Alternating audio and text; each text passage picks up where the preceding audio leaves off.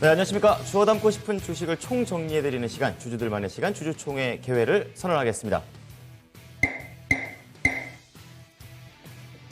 자, 오늘도 토마토 투자자분의 운용력들이 기업의 일일 대표가 돼서 기업의 비전을 여러분께 전달을 해드리겠습니다. 자, 주주 여러분께서는 각자의 스타일이 다른 만큼 본인의 투자 스타일에 맞는 분의 의견을 잘 들으시면서 좀 종목 투자에 참여해 보시면 좋을 것 같습니다. 자, 오늘도 세 분의 운용력과 인사를 나눠보겠습니다. 안녕하십니까? 네, 안녕하세요. 네. 자, 우선 세 분의 운용력이 준비를 해오신 9개의 기업 리스트부터 보겠습니다. 공개해 주시죠. 네, 첫 번째는 삼성중공업입니다. 두 번째 한국조선해양, 심텍도 있고요. 세경하이테크, 시젠, OCI, 현대차, LG전자와 용평리조트가 들어가 있습니다. 자, 오늘 첫 번째 타자는 박준현 일일 대표가 되겠습니다. 자, 오늘 대표님께서는 어떤 회사인가요? 네, 세경하이테크를 가져왔습니다. 네, 자리에 나가주시죠. 자, 세경하이테크와 관련해서 오늘 박준현 일일 대표의 회사 소개 그리고 운영 철학을 들어보도록 하겠습니다.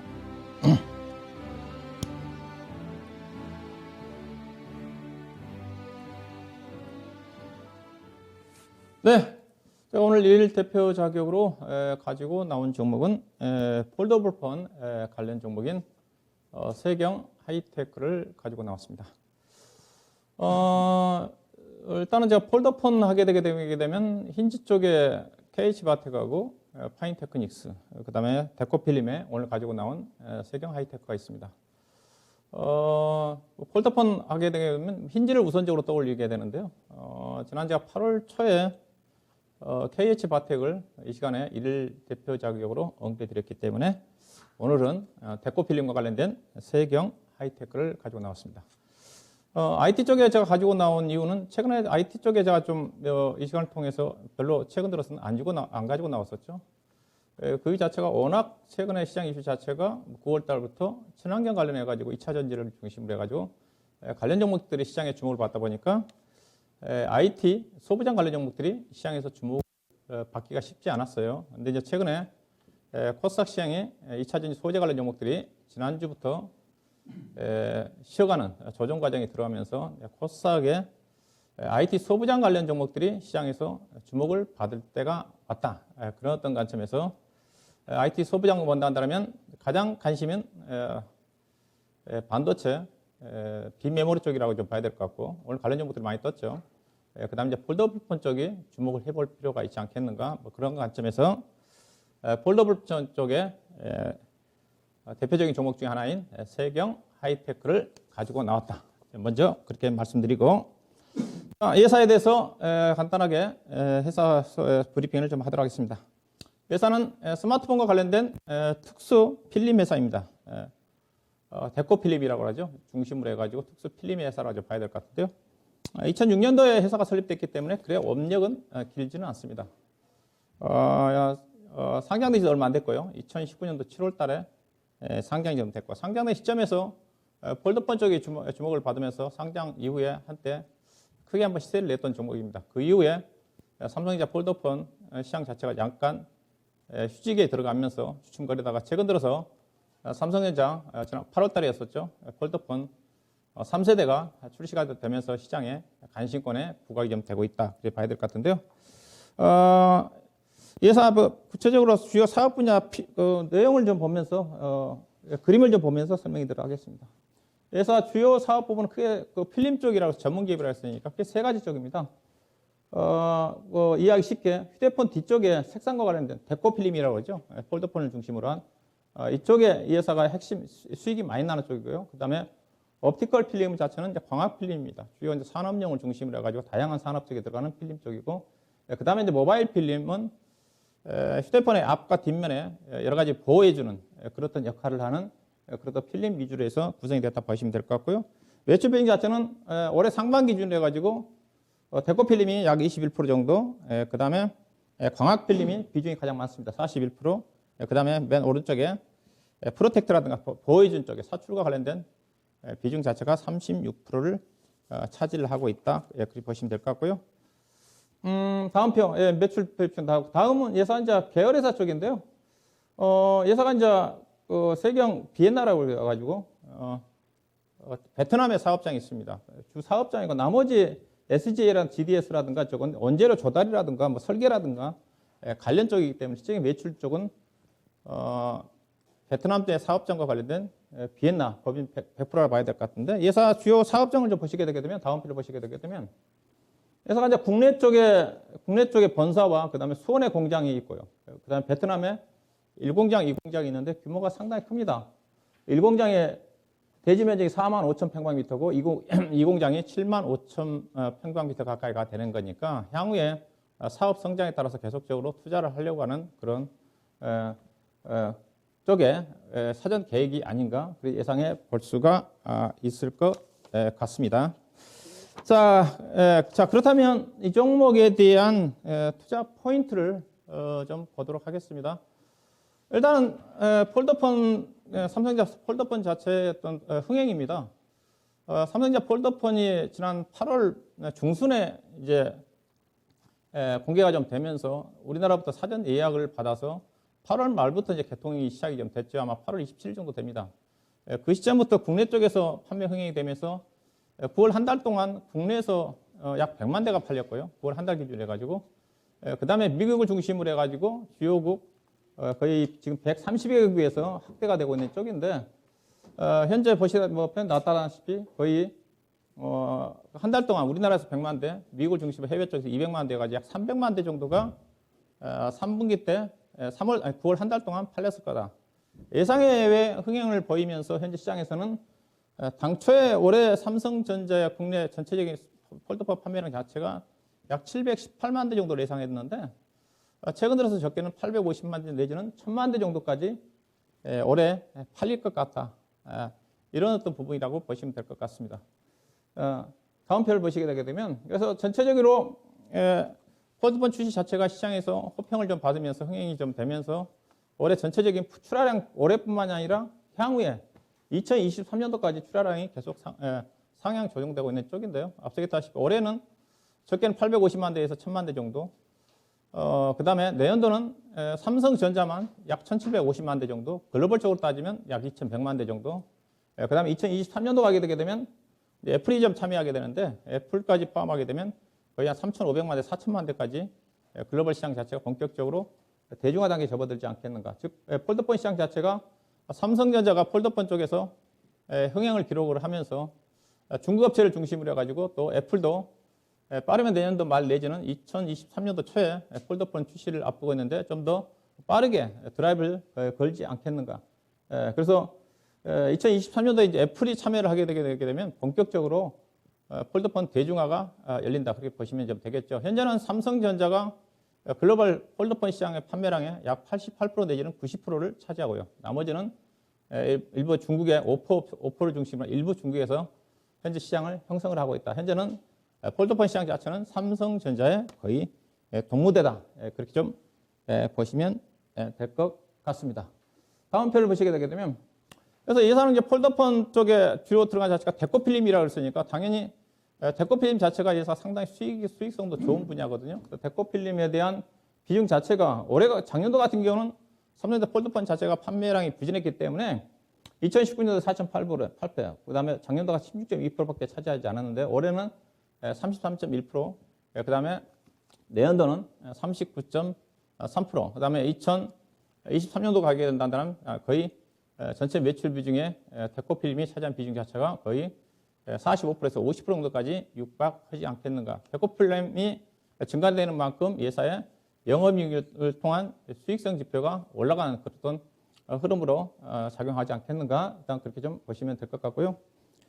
다음 편을 보시면 예사의 강점 자체는 현재는 그 삼성전자가 폴더폰 시장에서 적극 거의 90%를 차지하고 있기 때문에 삼성전자 위주의 제품을 좀 구성하고 있지만은 거래처지만은 여러 가지 회사 거래 관계를 형성하고 있는 자체가 국내 쪽에서는 이제 LG전자가 스마트폰 사업부는 철수를 좀 했지만은 다른 산업용 디스플레이 쪽에 왜냐하면 이 회사 주요사가 스마트폰뿐만 아니라 디스플레이를 비롯한 그런 산업용도 포함되기 때문에 관여를 하고 있는 쪽이고요. 삼성 디스플레이, 그다음에 애플 그다음에 중국의 오포라든가 화웨이를 중심으로 해가지고 매출처가 상당히 좀 다변화 좀 돼 있다. 이런 어떤 관점에서 향후에 어떤 폴더폰 시장 자체가 삼성전자에서 벗어나서 애플이라든가 중국 업체를 중심으로 해서 확대가 된다 한다면 예상에 있던 추가적인 매출의 확대로 인한 수익성 증가, 성장 잠재력을 확인할 수 있는 그런 흐름으로 작용할 가능성이 크다. 예사가 상당히 차별화된 기술력을 좀 가지고 있는 이쪽 필름 쪽이기 때문에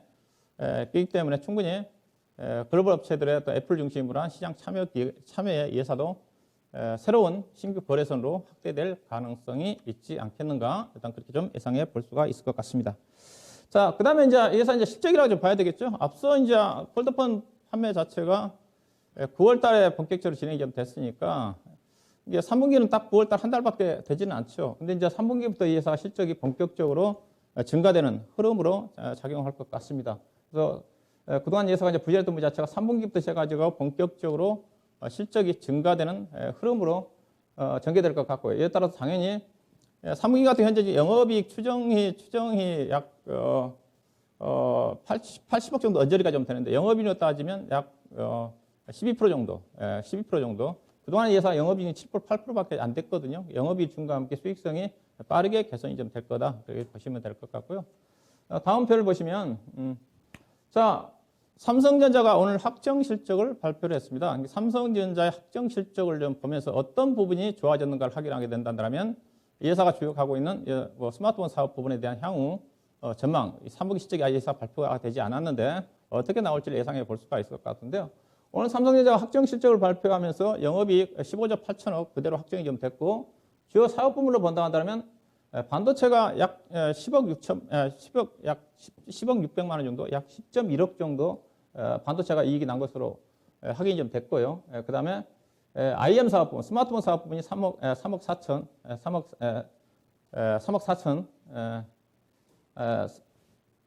3조 4천억이죠. 3조 4천억. 그 다음에 디스플레이 부분이 1조 5천억. 그 다음에 가전 사업 부분이 0.8천만 원 정도. 이렇게 해서 약 15조 8천억 정도가 좀 되는데, 작년도는 이제 코로나 국면이니까 굳이 뭐 비교하기가 쉽지는 않지만은 작년도에 스마트폰 사업 부분이 삼성전자 1조 9천억이었거든요. 1조 9천억. 단위가 좀 잘못됐죠. 그래서요. 잘못됐습니다. 1조 9천억인데 올해는 3조 4천억. 그 다음에 2분기 때 삼성전자 스마트폰 사업 부분이 3조 2천억이었거든요. 2분기 때 3조 2천억은 갤럭시 21이 본격적으로 판매가 된 쪽입니다. 그래서 3분기 때 3조 4천억 정도 늘어났다는 자체는 거의 순수하게 폴더폰 판매가 상당히 기여했다는 전망이에요. 전체적으로 삼성전자가 이번 74조 원 전체 3분기 매출 중에서 반도체가 26조 원인가 되고 그다음에 IM 사업 부분이 28조 원 정도 되거든요.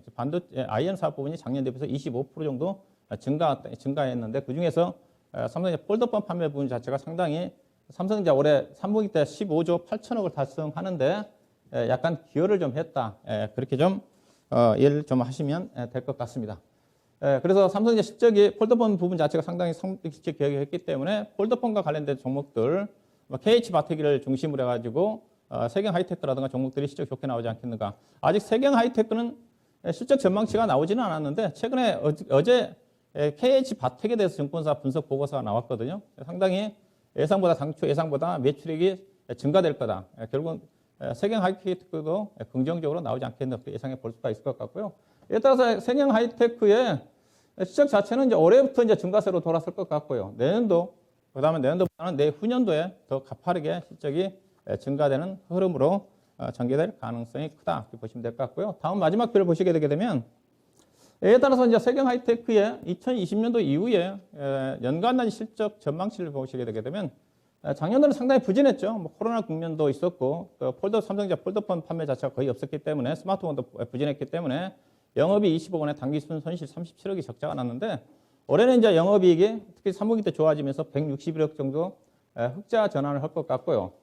할 것 같고 그다음에 내년도는 영업이익이 이제 323억 정도 올해보다 100% 정도 증가되는 전망치고 그다음에 2023년도 왜냐하면 계속적으로 상승할 수밖에 없겠죠. 왜냐하면 폴더폰 시장 자체가 삼성뿐만이 아니라 중국 업체들 이 회사가 또 앞서 얘기 안 했지만 중국 오포한테 하반기 때 데코필름을 공급하기로 돼 있거든요. 그다음에 애플도 참여하게 된다. 혹시 애플도 좀 회사 또 기술 경쟁력으로 따지면 전개 거래소는 확보할 가능성이 크기 때문에 이런 또 부분도 고려해 본다면 지금부터 시작을 해가지고 2023년도까지 꾸준하게 실적이 증가가 좀 되지 않겠나 봐야 될 것 같고요. 밸류자를 본다면 그렇게 뭐 아주 매력적이지는 않습니다. 그러니까 스마트폰 부분 올해로 시적 따지면 PER 15배 정도 되는 거고 내년도 시적이 빼면 11배 정도 되는 수준인데 그렇지만 ESR 사업 자체가 중장기적으로 우상향을 하고 요즘 시장 자체가 실적 피크하고 있기 때문에 실적이 좋음에도 불구하고 못 가고 있는 종목인데 이 종목은 실적이 중장기적으로 우상향한다는 측면에서 세경 하이테크는 꾸준하게 시장에서 관심의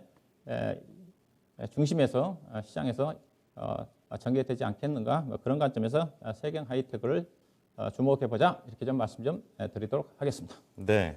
자, 스마트폰 특수 필름 전문 기업이 되겠습니다. 세경 하이테크가 되겠고요. 관련해서 질문 받아보도록 하겠습니다. 있으신 분 계신가요? 네, 그 지난달 9월 초에 주가가 상당히 좀 급등을 했었죠. 그 9월 2일 날 34,600원 주가가 급등하는 시점 보면 거래량도 굉장히 크게 터졌었는데요. 그날을 정점으로 지금 주가가 좀 조정세가 계속 좀 나타나고 있는 시점인데 지금 이 상승이 강하게 안 나타났으면 뭐 상관이 없는데 그 시점 상승이 크게 나타났기 때문에 좀 중장기적으로나 좀 단기적인 좀 매물 이런 수급상의 부담이 좀 있지 않을까 그런 면에 대해서는 어떻게 생각하시나요? 일단은 일반적으로 이제 신제품이 출시가 되게 되면 기대감 때문에 움직임이 전개되고요. 그 시점이 제가 이 시간을 통해서 KH바텍을 언급한 시점이었고 그때가 아마 8월 초였거든요. 그때 이제 KH바텍이 21,000원 있다가 거의 32,300원대까지 50% 올라갔어요. 이제 그때 하고 난 다음에 이제 전망치가 좋게 나오니까 주가가 미리 뜬 거죠. 이제 바닥에 떴다고 저는 봐요. 저도 KH바텍 제 목표 주가를 28,000원도 제시해드렸던 건데 32,000원대까지 뽑았고 이 종목 같은 경우 세경 하이테크도 34,000원대까지 주가 급등했어요. 그 50% 정도. 너무 이제 바닥에 저도 분출했던 부분이 있다고 저 봐요. 그 효과 자체가 그 영향 자체가 현재까지 주가의 지지부장 국면이라 봐야 될 것 같은데 그 뒤로 이제 판매 동향이 확인이 좀 됐고 지금 이제 실적이거든요. 근데 실적을 확인할 수 있는 쪽이기 때문에 이제 실적으로서 이제 점진적으로 우상향을 한다. 그런 어떤 관점에서 이제는 제일 처음에는 이제 공개될 때 기대감 때문에 반영이 좀 된 거고 또 반응이 좋으니까 한 단계 올랐고 지금은 이제 실적 시즌이기 때문에 실적에 대한 기대감을 가지고 현재보다는 올해보다는 내년도까지 계속 좋아질 수 있는 그런 기대감이기 때문에 가격적인 메리트도 현재 주가가 다시 내려왔기 때문에 있지 않겠는가 뭐 그렇게 말씀드리도록 하겠습니다. 네. 자, 추가적인 질문 없으시면 바로 가격 전략 들어가 보겠습니다. 있으시군요. 그 아까 네. 영업 실적 그 표를 다시 한번 좀 보여주시면 좋겠는데 그 세경 하이테크가 그 상반기까지는 적자를 보지 않았습니까? 그러니까 아무래도 이제 폴더블 관련된 뭐 여러 가지 필름을 한다는 부분에서 상반기까지 26억 영업 적자를 봤었고, 근데 지금 현재 전망치 자체가 영업이익이 160억 정도 흑자 이렇게 전망이 나잖아요. 그럼 이제 하반기에만 한 180억 정도 이익을 내야 된다는 얘기인데, 그러면 지금 현재까지 상반기에 매출이 한 1,000억 정도 됐었거든요. 그러면 나머지 한 1,600억 정도를 하반기에 내고 1,600억에 대한 영업이익률을 약 10% 이상, 거의 15%, 20% 가까이 영업이익률이 나야지 지금 실적 전망치 정도 나온다는 건데, 이게 그러면 갤럭시 삼성의 이제 폴더블 효과에 따라서 그 성과가 나온다 이렇게 보시는 건가요? 일반적으로 이 회사뿐만 아니라 상반기 때 삼성전자의 스마트폰에 있는 밸류체인 중소형 종목들이 다 부진합니다. 반도체 장비 쪽은 괜찮은데 대부분 다 적자가 많아요. 그랬던 부분도 있다고 보시면 될 것 같고 또 예사 보게 되면 작년도 3분기, 4분기 때 실적이 좋았던 부분이고 그리고 예사가 이제 앞서 제가 비중을 설명해 드렸지만은 폴더폰 쪽과 관련된 데코필름이 가격이 좀 비쌉니다. 그러니까 매출의 증가 부분 자체가 데코필름과 관련된 가격이 단가가 높은 수준이기 때문에 폴더폰 증가 부분 자체가 매출액이 상반기에서 증가하는 것 이상의 영업이익이 증가된다. 왜냐하면 예사가 2018년도, 19년도에 삼성전자 폴더폰 1세대가 나올 때 그때 영업이익률이 12% 내지는 15% 정도까지 올라갔거든요. 그렇기 때문에 현재 추정치를 본다 한다면 하반기 때 지금 매출액 전망치가 1,500 정도 되지 않습니까? 3분기 전망치로 따지면 800억, 700억, 3분기 때 800억, 4분기 때 760억이니까 1,500억이잖아요. 이게 현재 상반기 때 하반기 때 지금 영업이익이 지금 186억이니까 매출액이 약 1,600억 정도 되는데 160억이면 영업이익이 10%잖아요. 과거에 삼성전자 폴더폰 때 잘 나갈 때 영업이익이 15% 정도까지 갔기 때문에 충분히 폴더폰이 이제 예상에 따라 판매량이 나올지는 모르겠지만은 예상대로 나온다 한다면 충분히 영업이익률 10% 정도 해서 160억에서 80억 정도는 나오지 않겠는가 그렇게 봐야 될 것 같습니다. 지금 현재 실질적으로 삼성전자가 현재 Z 플립이죠. Z 플립이 잘 팔렸고 이제 폴더블폰은 사실 그렇게 잘 안 팔리는데 제트플립 같은 경우는 지금 사실 생산을 많이 못하다 보니까 생산 차질 문제가 있다 보니까 판매 자체가 더딘 상태거든요. 그래서 아무래도 그런 부분에서는 실제로 이제 매출의 증가가 삼성전자의 우선 부품 공급이 좀 아직까지 차질이 있으니까 그 영향을 좀 받지는 않을까요? 일단은 삼성전자 폴더폰 쪽에서 Z 폴드 3보다는 Z 플립 3가 판매량이 70% 많습니다. 우리 운영력이 얘기했다시피. 이제 최근에 이제 그 반도체 칩 부족으로 인해 가지고 생산 차질 얘기가 폴더폰도 약간 있어 있기는 했어요. 그래서 약간의 4분기 때 부분 자체가 내년도 2월 되지 않겠는가 그렇다 전망도 있는 것 같습니다. 그래서 갤럭시 SF23인가요?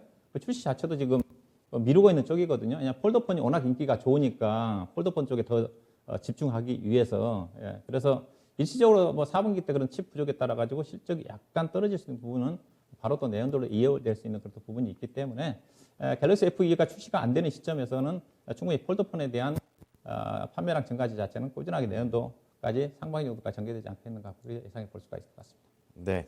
자, 오늘 세경하이테크의 주가를 보게 되면 이틀 동안 올랐던 걸 하루 만에 반납을 한 상태가 되겠습니다. 가격 전략 좀 자세히 들어보겠습니다. 네, 어제 좀 올랐다가 오늘 좀 빠졌어요. IT 종목들은 올라갈 때.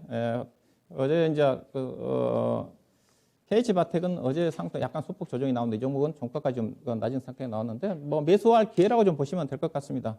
현재 24,000원도 전후 좀 매수 가능할까 하면 차트 보면 거의 바닥권이거든요. 바닥권이고 뭐 기대치는 계속 중장기로 우상향하는 거니까 적절하게 매수할 타이밍이 좀 될 것 같고요. 일단은 뭐 목표 주가는 지난번에 뭐 차트 보시다면 32,000원대 대량 거래가 됐거든요. 이건 이제 실적으로 가는 건 실적을 확인하면서 가는 거니까 목표 주가는 28,000원 정도, 최근에 상승폭의 반 정도 해당되는 28,000원 내지는 3만 원 정도, 3만 원 정도까지는 갈 건데 1차적인 28,000원 내지는 3만 원 정도, 내년 한 1분기 정도, 1월 달 정도 가면 3만 원 정도까지는 가능하지 않겠는가. 그래서 28,000원과 좀 여유가 있을 비는 3만 원 정도로 목표로 보시면 될 것 같고, 손절 가격은 뭐 최근에 뭐 저점이 안 나와요. 이때 8월 20일 날 종합주가 지수가 저점 나올 때가 장중 저점이 26,600원 가까이가 되는데 그 이후로 종가상으로 저점이 지금 120이동 평균선입니다. 120이동 평균선 가격이 23,500원이거든요. 근데 그래서 현재 23,900원은 거의 저점이다. 그래서 22,000원 정도를 이탈하면 손절로 대응하시면 될 것 같습니다. 네. 자, 오늘 이 세경하이테크 박준현 1일 대표였습니다. 자리에 돌아와 주시죠. 자, 오늘 세경하이테크 가격 전략 다시 한번 도와드리겠습니다. 매수가 24,000원 전후이고요. 목표가는 1차적으로 28,000원, 그리고 2차 3만 원 정도로 보시면 되겠습니다. 그리고 손절가 21,800원을 제시했습니다. 자, 세경하이테크 안건을 정리하겠습니다.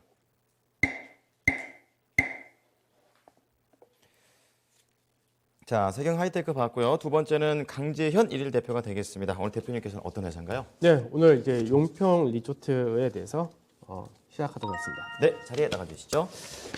자, 용평 리조트 휴양지죠. 또 겨울이 되니까 스키장도 생각이 납니다. 자세한 내용들 들어보겠습니다. 네, 안녕하십니까. 강경윤입니다. 오늘은 이제 용평 리조트 1일 대표로서 말씀드리도록 하겠습니다. 사실 이제 용평 리조트 모르시는 분들 없으실 겁니다. 뭐 우리가 잘 알다시피 스키장 하면은 예전에는 용평 리조트 이제 그쪽을 많이 가기도 했었고, 근데 이제 스키장뿐만 아니라 최근 들어서 이제 계절적인 성향이 좀 크다 보니까 그 부분이 계속해서 확대하다 보니까 이제 워터파크도 만들고 골프장도 있고 여러 가지 있는데, 사실 이제 정부에서 이제 다음 달이죠. 다음 달부터 본격적으로 이제 위드 코로나 1단계 이렇게 시행을 하게 되고 이제 6주 단위로 2단계, 3단계 이렇게 연결되게 되는데, 아무래도 이제 아직까지는 해외 여행을 이제 미국 같은 경우도 다음 달부터는 이제 백신 접종이 완료된 사람 같은 경우는 바로 이제 입국도 가능하고 다 되긴 하는데, 아직까지 본격적인 해외여행 가기엔 좀 이른 그런 부분도 있고 여러 가지 제약이 있다 이렇게 되겠죠. 그래서 위드 코로나 한다 했을 때 사실 기대치가 많이 들어가는 종목들도 있었고 업종도 있었고 했었는데, 실제로 이제 아무래도 이제 진짜 겨울철 스키 시즌이 들어오기도 하고 이제 본격적으로 가족들 간의 여행을 갈 수 있는, 그 단체 관광객을 받을 수 있는 그런 시기가 이제 조만간 도래를 하기 때문에, 그런 관점에서 이제 용평 리조트 이 회사에 대해서 말씀을 좀 드리도록 하겠습니다. 자, 보도록 하죠. 용평 리조트를 보게 되면 사실 평창 지역에 거의 다 밀집이 되어 있습니다.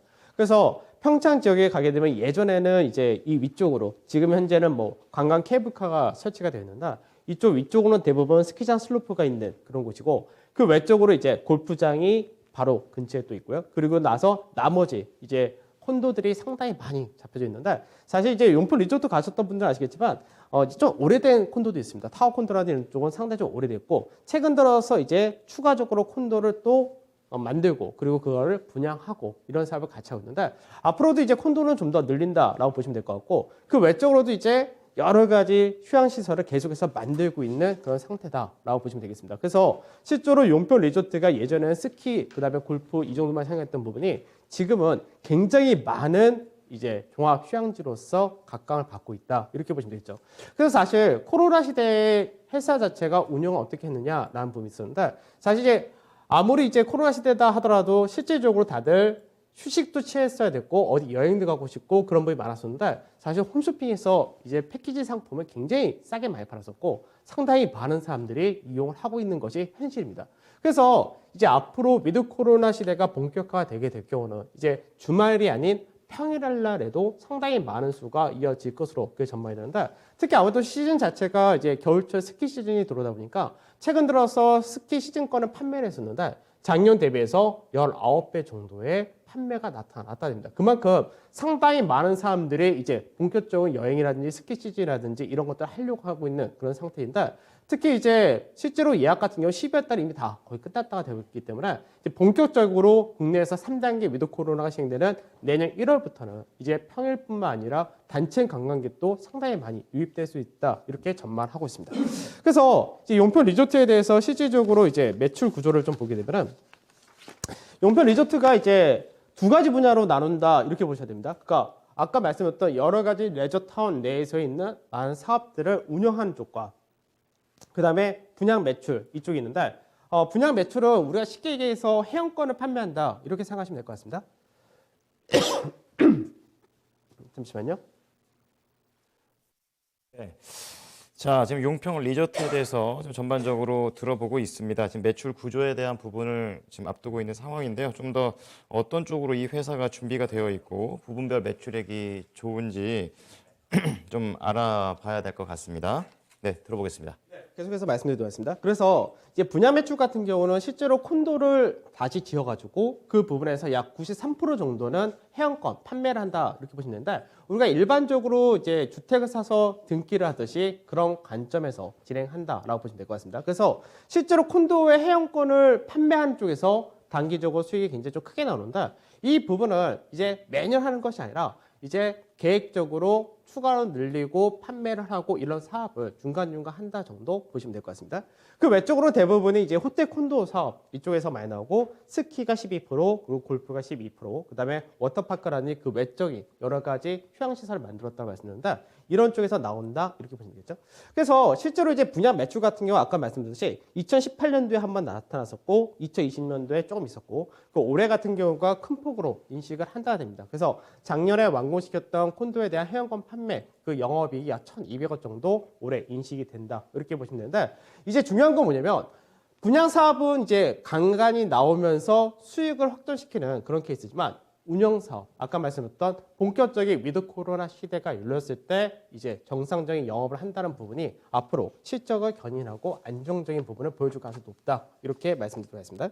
그래서 용평 리조트의 분기별 실적 추이를 한번 보게 되면 사실 이제 분양 부분은 아까도 말씀드렸듯이 간간히 나온다 정도 이렇게 생각하시면 될 것 같고 운영 부분이 상당히 중요한데 사실 코로나가 이제 발생되기 전까지는 이제 운영 부분 쪽에서가 이제 한 1,200억 정도의 매년 이익이 매출이 나타났었는데 실제로 이제 작년 같은 경우 많이 줄었었고 그리고 올해 같은 경우도 위드 코로나 전에 코로나가 확산이 되면서 사실 운영이 좀 어려웠던 부분이 있었는데 아까 말씀드렸듯이 패키지 상품이라든지 주말 이용객들을 최대한 끌어올린다가 되면서 어느 정도 매출 자체를 예전 수준만큼은 유지를 했다 됩니다. 더군다나 이제 콘도가 계속해서 확장이 되면서 객실 수 자체가 많이 늘어난 케이스이기 때문에 이제 본격적인 위드 코로나에 대한 수혜를 볼 수 있는 그런 기업이다 이렇게 말씀드리고 있습니다.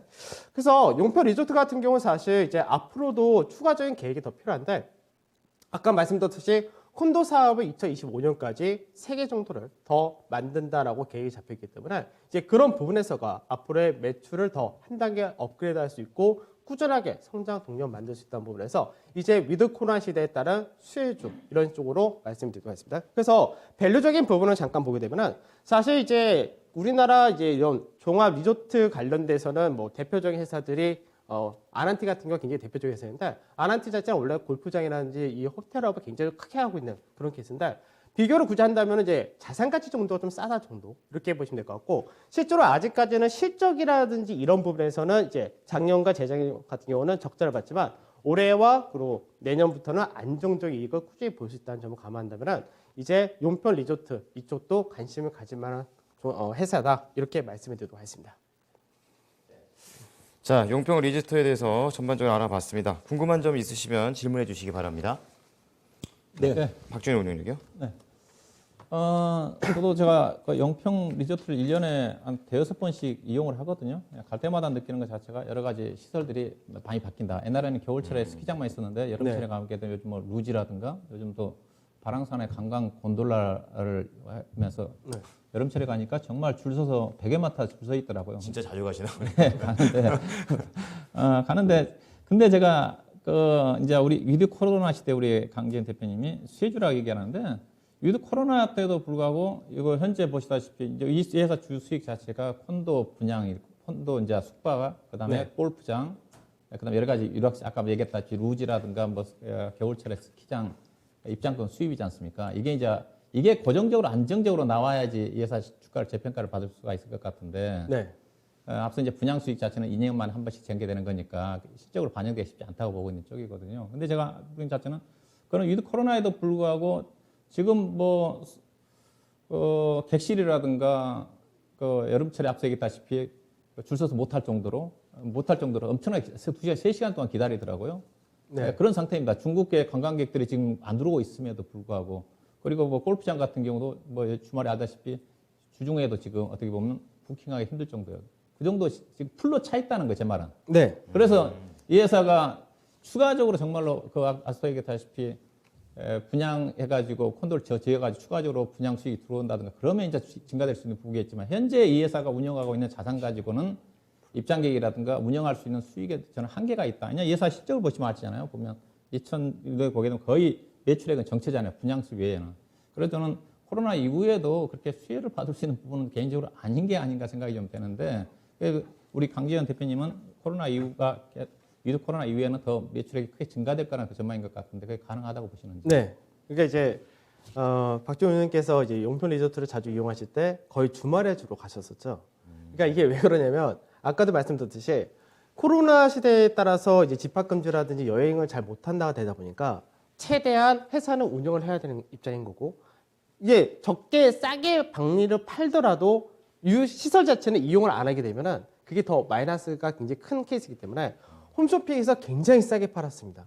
2인 기준으로 해서 1박 2일 숙박에다가 조식권까지 해가지고 거의 12만 원 이렇게 팔았었기 때문에 싸네. 그래서 결국은 방리 다매로 엄청난 판매를 했고 사람들이 이용을 하게 만들었던 케이스였고 근데 반면에 주말에는 그렇게 많이 팔렸었는데 평일은 사실 굉장히 좀 한산한 그런 케이스였습니다. 그래서 위드 코로나 시대에서 이제 용평 리조트가 부각될 수 있다고 말씀드렸던 부분은 이제는 평일에도 사람들이 이용할 수 있는 여건이 만들어지지 않을까. 그리고 또 하나 뭐냐면 사실 평일에 아까 말씀드린 중국 관광객이 예전에 많이 오기도 했었는데 평일에도 사람들이 많이 오려면은 사실 단체 관광이 들어야 됩니다. 그러면 단체 관광 자체가 지금 현재 코로나 시대에서는 아예 금지가 되었었던 케이스였기 때문에 이제 그런 부분이 위드 코로나 간다가 될 경우는 단체 관광객을 이제 수용할 수 있다. 이런 관점에서가 이제 실적을 좀 더 높일 수 있고 싸게 방리담회가 아니라 제값받고 파는 과정이 나타날 수 있다는 점 이렇게 말씀드리도록 하겠습니다. 네.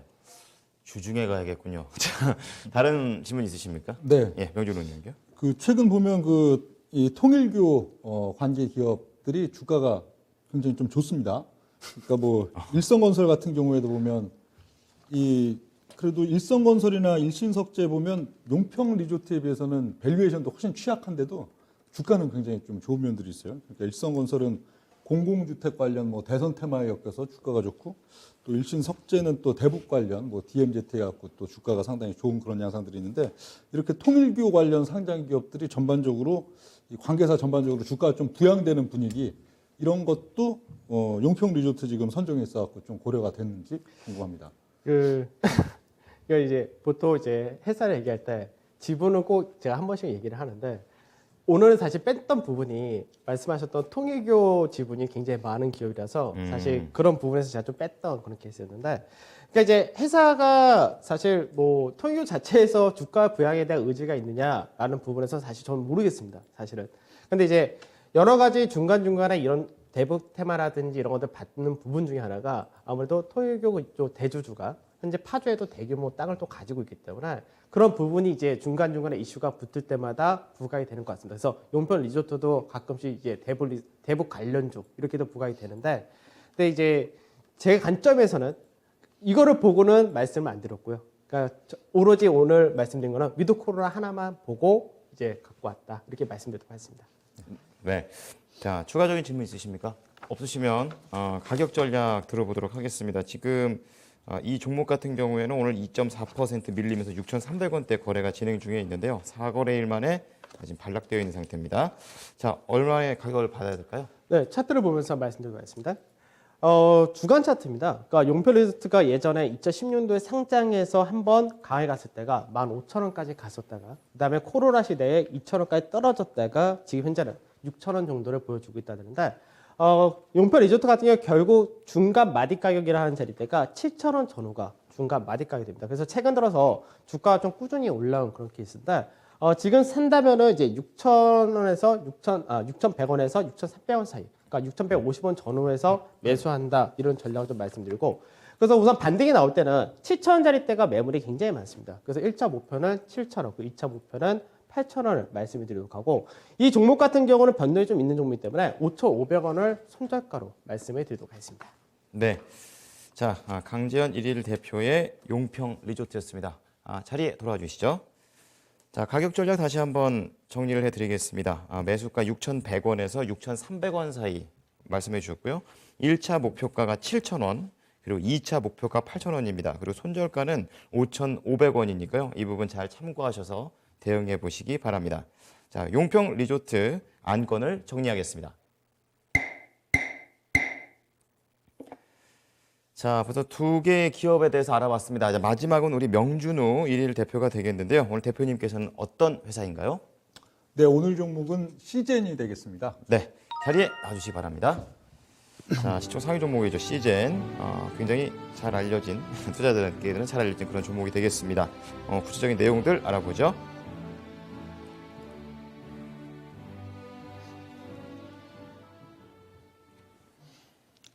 예, 오늘 이 주주총회 종목은 시젠이 되겠습니다. 시젠에 대해서는 뭐 모르신 분이 없겠죠. 키트, 진단 키트로 작년도 올해 실적이 굉장히 폭증한 그런 회사가 되겠는데요. 그 최근에 운용력이 8월달, 9월달 같은 경우에는 수소 산업 관련된 기업들 그리고 2차 전지 관련된 또 새로 많이 오를 그럴 종목들을 또 많이 다뤄드렸는데 주주총회에서요. 반면 최근에는 이제 10월달 중순 기점으로는 수소산업, 2차전지 이런 쪽들은 주가가 많이 급락하게 된다. 반면 낙폭과대주, 중장기 낙폭과대주들이 상당히 메리트가 있다 해가지고 그쪽 중심으로 지금 추천을 드리고 있는데요. 시젠도 그 일환이 되겠습니다. 일단 지지난주에는 운용력이 그 자료화면 하나씩 좀 보면요. 지지난주에는 중장기 낙폭과대주로서 한국조선해양 추천을 드렸었는데요. 한국조선해양이 거의 한 반년 좀 넘는 시점 동안에 주가가 거의 60% 가까이 빠져있던 그런 시점들인데 운용력이 딱 낙폭과대에 대한 반등만 노리는 포인트를 가져가자 그런 말씀을 드렸는데요. 그래서 10월 14일 지지난주 주총에서 추천 가격은 당일 종가 96,000원이었고요. 그리고 추천 목표가 108,000원. 108,000원이 오면 또 뒤도 돌아보지 말고 팔아야 된다. 이유는 낙폭과대에 대한 반등을 먹어야 되는 거기 때문에 딱 그렇게 드렸는데 최근에 또 한국조선해양이 그래도 좀 단기 급반등이 이번 주 나타났죠. 그러면서 추천 목표가로 제시드렸던 108,000원을 500원 상회하는 108,500원을 딱 부딪혔고요. 108,500원을 그저께 딱 부딪히니까 바로 또 주가가 빠지는 양상들 역시 우리 뭐 주주총회 시청자 여러분 같으면은 드디어 108,000원 왔네 하고선 또 좋은 이익 실현이 있으셨을 거고요.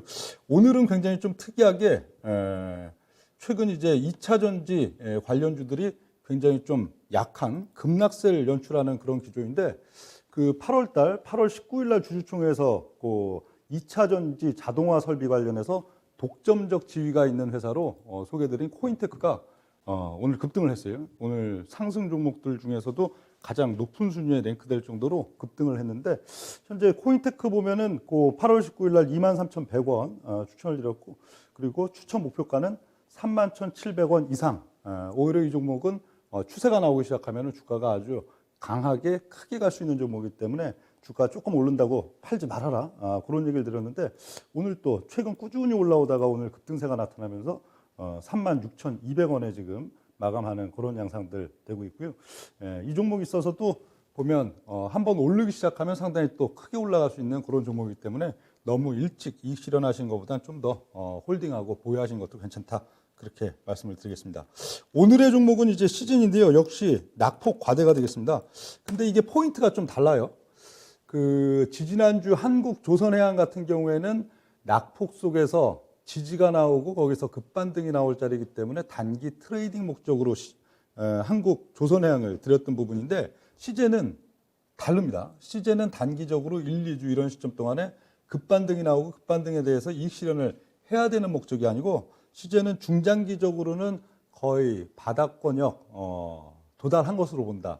그리고 오르는 시점에 있어서는 오히려 좀 막연할 수가 있습니다. 단기적으로 퉁 튕겨 올라가서 어떤 가격을 딱 부딪힌다. 이런 양상들보다는 뭐 그런 투자자분들 있죠. 나는 좀 대형주이면서 그리고 저점이 어느 정도 크게 깨질 리가 별로 없는 종목이면서 좀 한 1, 2년 들고 있으면서 좀 수익이 그래도 좀 어느 정도 나도 좋고 혹은 또 뭐 중박 내지는 대박 뭐 주가가 2배, 3배 이상 또 올린 것도 또 굉장히 좋겠다는 그런 장기 투자자 성향분들한테 드디어 이제 좀 때가 왔다고 보기 때문에 그 시즌을 한번 또 소개를 드리게 됐습니다. 시즌에 있어서의 타이틀은 오늘 타이틀은 하고 싶은 것은 뭐든지 할 수 있는 시즌.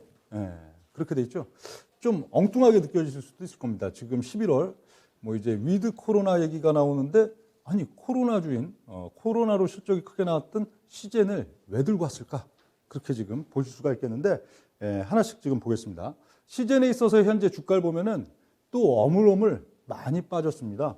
작년도 연초에는 대단했었죠, 주가가.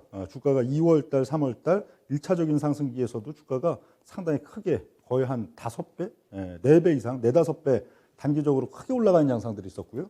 그리고 또 한 3달 정도 등락 구간을 보여주다가 작년도 이제 7월 달에서 9월 달 거기서도 또 그냥 한 3배 가까이 또 치고 올라가는 그 양상들이 나타나니까 도합해서 작년도 상반기에 굉장히 큰 주가 상승이 나타났었던 거의 한 10배 올랐던 시즌이 되겠는데요. 그러고 나서 이제 딱 뭐 항상 고점 상투에서는 패턴을 만들죠. 거의 뭐 이렇게 좀 깃대 비슷하게 고점에서 나름대로 좀 헤드앤숄더 있게 그렇게 초대량 거래 속에서 이제 고점 고가놀이가 나오고 그러고는 수직급락 또 수직급락 반등 후에 또 수직급락을 하더니 현재 주가는 3분의 1토막이 나 있죠. 작년도 고점 최고점 16만 1,900원 대비 현재 거의 한 3분의 2 토막이죠. 66% 하락한 현재. 그래서 시가총액이 2조 8천억인데 운용력이 이 시즌이 현재 주가가 뭐 8만 5천 원이다, 9만 원이다, 10만 원이다 하면 시즌을 절대 주주총회에 갖고 나오질 않죠.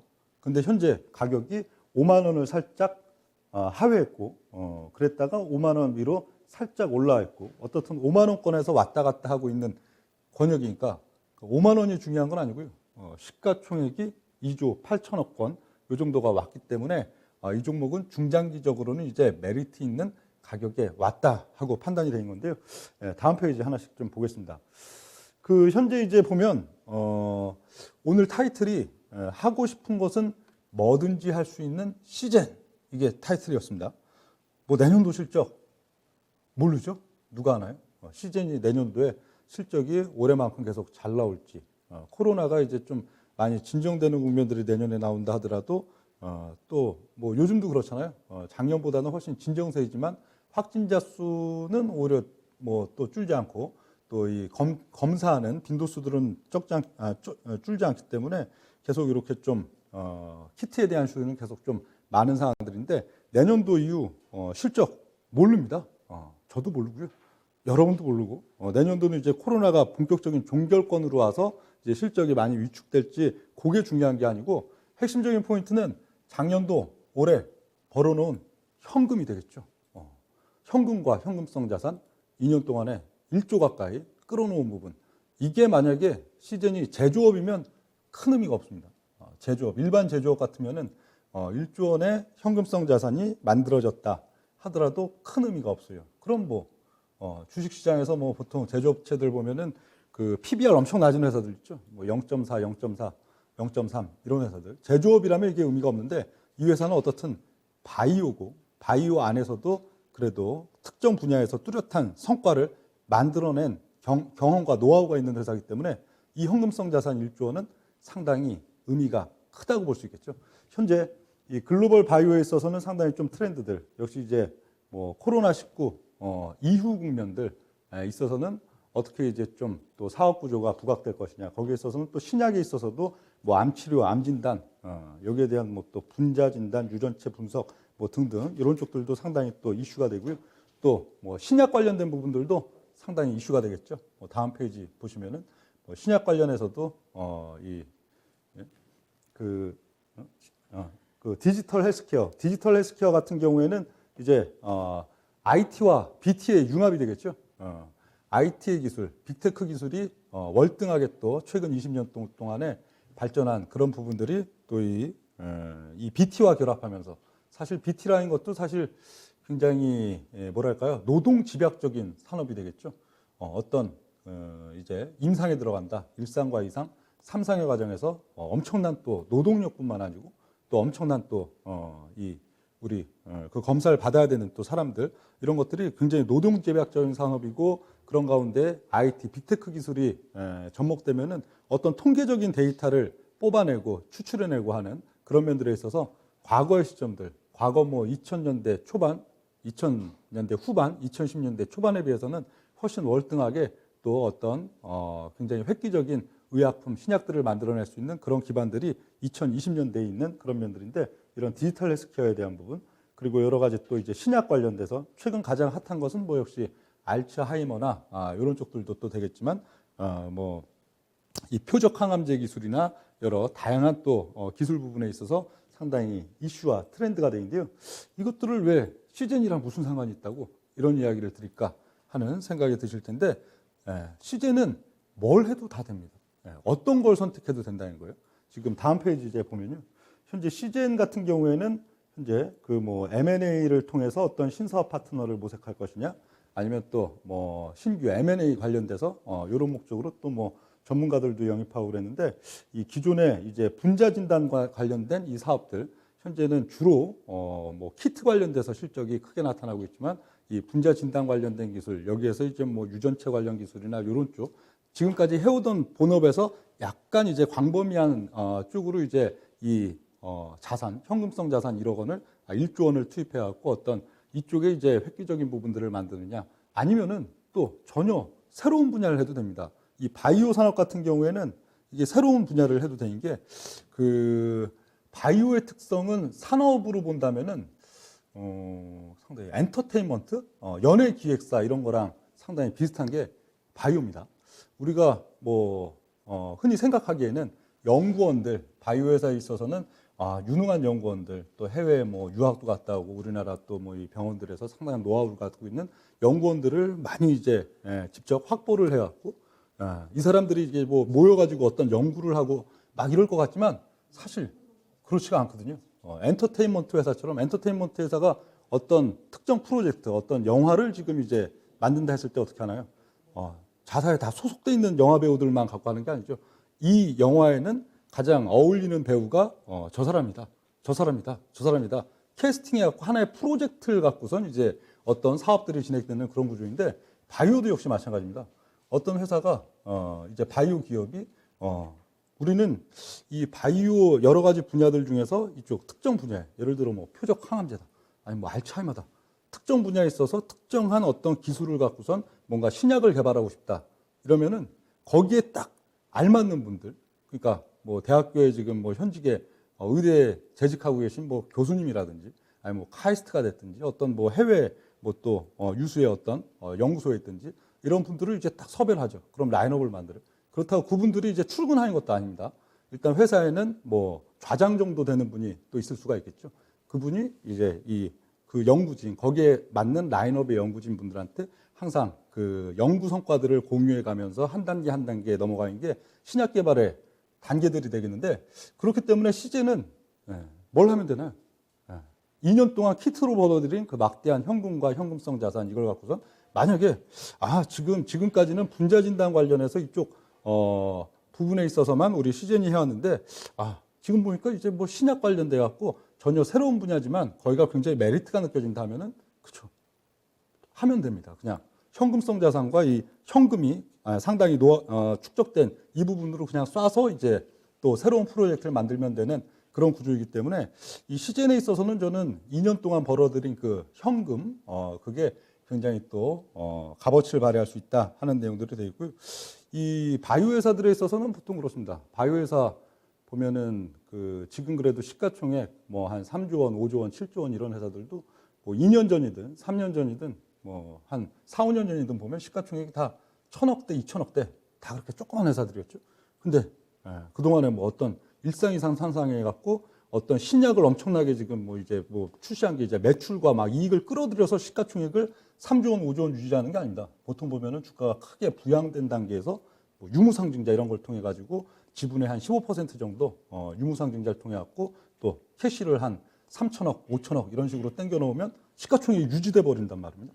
시가총액 그 이후 시점에도 오히려 2조 원대, 3조 원대 유지돼 있는데, 시즌에 있어서는 굳이 그런 유무상증자 같은 작업을 하지 않더라도 키트, 여기서 지금 대박난 부분들 1조 원, 이거의 효과가 또 지지를 해줄 수 있는 면들이 되죠. 이게 이 돈은 뭐 시즌이 그렇다고 이걸 갖고 뭐 건물, 뭐 어떤 건물에 투자하거나 뭐 엉뚱한 데는 하지 않겠죠. 역시 바이오 안에서 이제 투자가 될 것인데, 투자가 되면은 그것 자체가 또 상당히 앞으로 또 새로운 분야에서, 시즌은 이미 한 분야에서 성공한 회사잖아요. 이 분자 진단 그리고 이 키트 부분에 있어 갖고는 독보적인 어떤 노하우로 성공을 한 그 이력이 있기 때문에 다른 부분에서도 또 성공할 수 있는 그런 지금 노하우가 있는 면들이 상당히 메리트 있게 작용한다 하는 내용들 되어 있고요. 이제 다음 페이지 보면, 그렇죠. 뭐 IT, BT, 융합 관련 이런 쪽도 지금 좀 구상이, 아직 시제는 구체적인 비전은 아직 발표하지 않았어요. 이 현금성 자산, 현금을 갖고선 어떤 걸 본격적으로 하겠다. 이걸 발표했으면 시즌 주가가 날라갔겠죠. 그러나 그걸 발표하지 않은 단계이기 때문에, 그런 가운데에서 보면 현재 또 인공지능 관련된 뭐 박사 영입해갖고 뭐 IT와 BT 융합 이쪽에도 상당히 좀 관심을 보이는 것 같고, 뭐 보면 최근에는 또 뭐 이런 진단 관련된 부분에서 좀 더 세밀하고 특화된 어떤 기술들 그쪽으로 좀 할 의향도 있다 등등. 근데 여러 가지를 동시에 해도 됩니다. 1조 원이라는 자금이라면은 임상을 들어가도 4개, 5개 동시에 들어갈 수 있는 그런 뭐 그 이상의 지금 자금들이 되기 때문에 이건 굉장히 좀 메리트가 있다 하는 내용들 되어 있고요. 이 가격 전략 가야겠네요. 시간이 너무 돼갖고 가격 전략 바로 가면, 이 시젠에 있어서의 현재 뭐 차트 보여주시면요. 시젠에 있어서는 그 현재 이게 단기적인 어떤 낙폭과대 속에서의 단기적인 반등의 그런 포인트보다 아까 처음에도 말씀드렸듯이 좀 여기 5만 원권역, 5만 원권역 뭐 밑으로 살짝 내려갔다 올라왔다 그런 부분들은 있어도, 이게 뭐 한 3만 원대, 뭐 3만 5천 원대 이렇게 추가적으로 빠질 가능성은 거의 좀 희박하다고 봅니다. 오히려 어느 특정 시점, 만약에 시즌이 이 자금을 갖고선 어떤 뭐 프로젝트를 한다, 그런 발표가 나오기 전 시점까지는 오히려 한 5만 원, 뭐 이런 5만 5천 원 이런 바닥권에서 왔다 갔다 할 가능성이 많고요. 조금 길게 뭐 한 1년, 2년 이렇게 놓고 본다면은 또 시즌에 있어서 주가가 10만 원대, 뭐 혹은 15만 원대 이런 식으로 주가 상당히 올라갈 가능성들은 상당히 또 많다 이렇게 보기 때문에, 이건 장기 투자자 종목, 주가가 좀 빠지지 않고 그런 가운데 뭐 한 1년, 2년 보유하고 있으면은 나름 중박 대박날 그럴 대응주를 원한다 하는 부분한테 적합한 종목이다. 이렇게 좀 설명을 드리겠습니다. 네. 자, 시젠과 관련해서 이야기를 자세하게 들어봤습니다. 네, 자리에 와주시기 바랍니다. 자, 시즌 우선 하단은 5만 원 정도로 보시면 되겠고요. 그리고 장기 투자 1에서 2년 정도를 말씀해 주셨습니다. 10에서 15만 원 정도의 목표가를 가지고 대응해 보자 이렇게 얘기를 해 주셨습니다. 자, 오늘도 세 분의 의견을 잘 들어봤습니다. 투자 판단에 많이 도움이 됐으면 좋겠습니다. 자, 여러 가지 정보를 좀 전해드리고 있는데요. 하지만 이 특정 종목의 상승 관행을 보장하지는 않으니까 이 부분 참고하시면서 투자를 해 보셨으면 좋겠습니다. 자, 주주총회 안건을 좀 정리하도록 하고요. 다음 주에 뵙도록 하겠습니다. 패배를 선언하겠습니다.